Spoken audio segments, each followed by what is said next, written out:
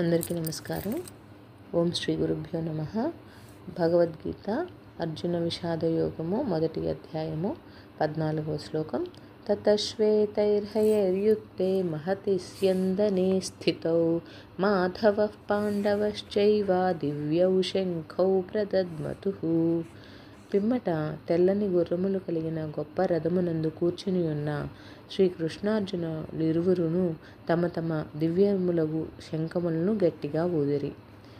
ఇక్కడ భగవద్గీత యందు శ్రీకృష్ణ పరమాత్మ మొదటిసారిగా ఒక వర్డ్ అంటే శ్రీకృష్ణ పరమాత్మని గురించి చెప్పినది ఈ శ్లోకం నుంచి అన్నమాట. తెల్లని గుర్రాలతో అద్భుతమైన దివ్య రథమున అధిరోహించిన నరనారాయణులు శ్రీకృష్ణార్జున రూపంలో ప్రత్యక్షమవుతారు. తెలుపుదనము అనేది సత్వగుణానికి సూచిస్తుంది. ధర్మమును ప్రతిబింబింపజేయడానికి కూడా ఈ తెలుపు వర్ణం అనేది సూచిస్తుంది. దీన్ని బట్టి ధర్మము అంటే విజయము, తత్ఫలితంగా వచ్చే విజయము పాండవ పక్షమునందే ఉన్నదని తెలియచున్నది. అర్జునుడికి ఈ దివ్య రథమును, గాంధీవమును, ధనస్సును పూర్వం కాండవ దహనమునకు మెచ్చి అగ్నిదేవుడు ప్రసాదిస్తాడు. కావున మహాశక్తివంతములైనవి ఈ గాంధీవము, దివ్యరథము.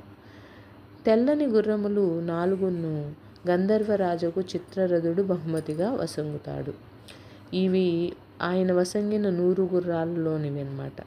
అవి భూమి ఆకాశములందు ఎచ్చటికైనను సంచరించగలవు. ఈ తెల్ల గుర్రములు 4ను 4 వేదములనియు కృష్ణార్జునులు పరమాత్మ జీవాత్మలనియు చెప్పుదురు. ఇక్కడ మాధవః అని శ్రీకృష్ణుని సంబోధించడంలో అర్థం ఏంటంటే, మా అంటే లక్ష్మి, ధవు అనగా భర్త. లక్ష్మీపతియగు శ్రీకృష్ణ పరమాత్మ శంఖమును పూరించి కౌరవపక్షం నుండి రాజ్యలక్ష్మిని స్వీకరించినని సంజయుడు ధ్వనింపజేయుచున్నాడు. కౌరవపక్షమున భీష్ముడు ప్రధానుడు కాబట్టి ముందుగా అతడే శంఖాన్ని ఊదాడు. అట్లాగే పాండవ పక్షములో ముందుగా శ్రీకృష్ణమూర్తి ఉన్నారు, అందుకని శంఖాన్ని ఊదారన్నమాట.